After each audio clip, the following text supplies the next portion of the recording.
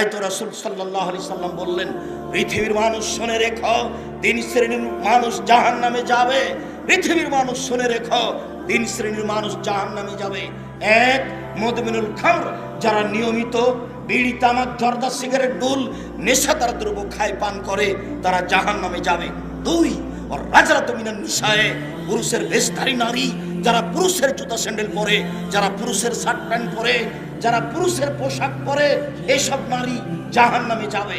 রাসূল সাল্লাল্লাহু আলাইহি সাল্লাম বলেন, তায়ুস আল্লাযী কুরফিয়া আল খাবাসা, যার বাড়িতে বেহায়ার সুযোগ পেয়েছে, যার মেয়ে নগ্ন পোশাকে রাস্তাঘাটে চলে, যার মেয়ে নগ্ন পোশাকে স্কুল কলেজে যায়, তারাই হচ্ছে দায়ুস।